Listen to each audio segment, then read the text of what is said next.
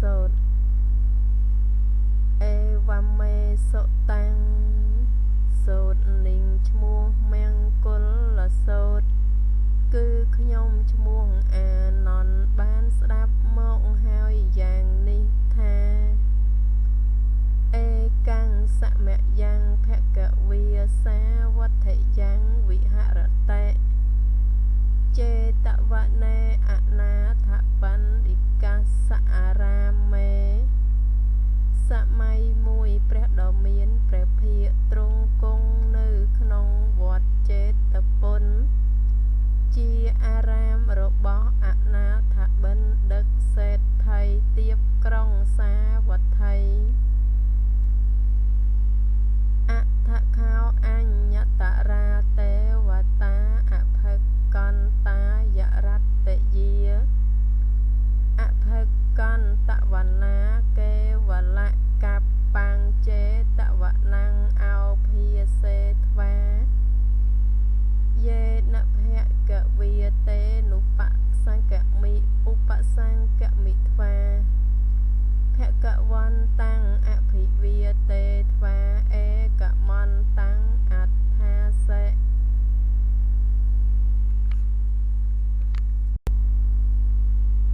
លំដាប់នោះឯងទេវតាអង្គមួយកាលដែលវេលារាត្រីបឋមមកយាមកន្លងទៅហើយ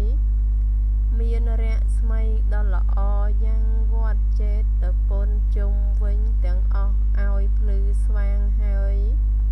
ព្រះដ៏មានព្រះភិក្ខទ្រង់គង់ក្នុងទីណាក៏ចូលទៅក្នុងទីនោះ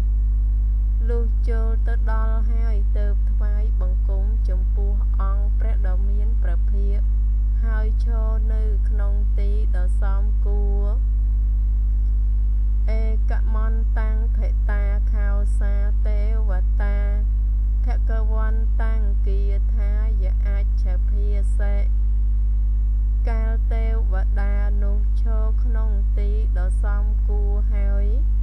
ទើបក្រាបទូលព្រះដ៏មានព្រះភិក្ខដោយពាក្យជាគាថាយ៉ាងនេះថាពហុទេវីមនុស្សាចៈមង្គលានិអចិន្តយងអាកាង្ខមានាសោថានំព្រុហេមង្គលមតមੰ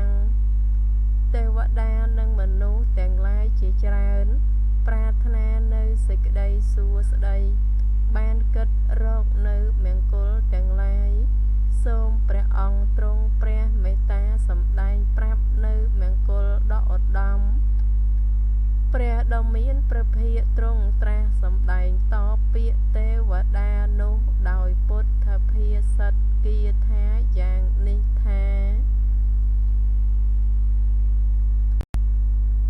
អសេវនាចពាលានាំបណ្ឌិតានាំចសេវនាពោជាចពោជនីយានាំអេតាមមង្គលមតមੰកិរិយាមិនសេពគប់នៅបុគ្គលពីលទាំងឡាយមួយកិរិយាសេពគប់នៅបុគ្គលជាបណ្ឌិតទាំងឡាយមួយកិរិយាបូជាដល់បុគ្គលដែលគួរបូជាទាំងឡាយមួយទាំង3នេះជាមង្គលដ៏ឧត្តមបតិរូបទេសវាសោចៈពពេចកតបញ្ញតាអត្តសម្មាបនិធិចៈអេតាមមង្គលមតមੰកិរិយានៅក្នុងប្រទេសដ៏សមគួរមួយភាវៈនៃបុគ្គលបានធ្វើបុណ្យទុកហើយក្នុងកាលមុនមួយកិរិយាតម្កល់ខ្លួនដោយប្រពៃមួយទាំង3នេះជាមង្គលដ៏ឧត្តមពាហុសច្ចាញ់ចសបញ្ចៈវិនយោចៈសុសិក្ខតោសុភាសិតាចយាវាចាអេតាមមង្គលមតមੰភាវៈនៃបុគ្គលបានស្ដាប់បានរៀនហើយដោយច្រើនមួយសិលសាស្ត្រសេចក្តីឆ្លៀវឆ្លាស់ក្នុងហត្ថក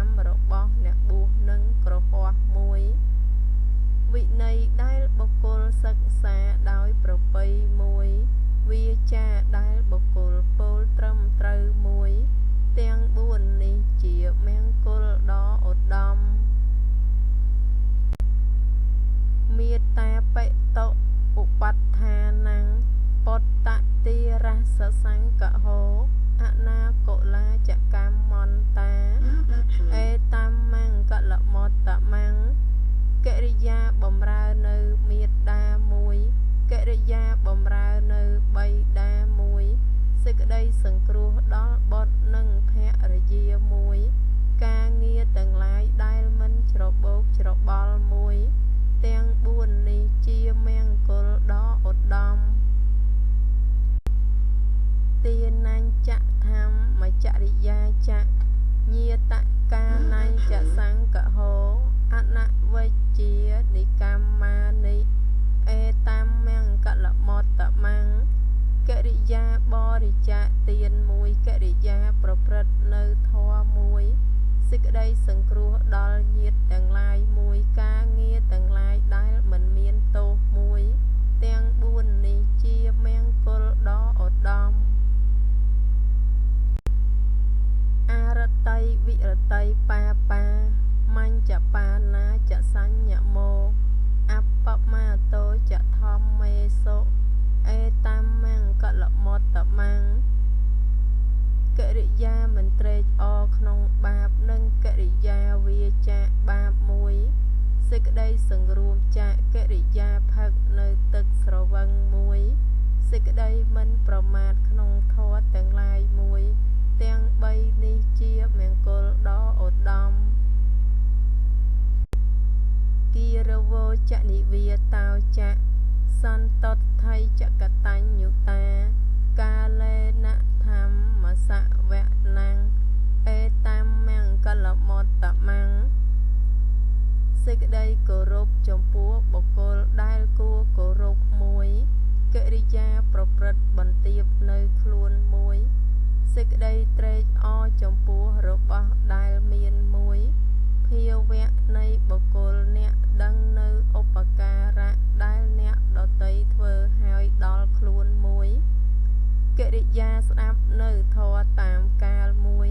ទាំង5នេះជាមង្គលដ៏ឧត្តម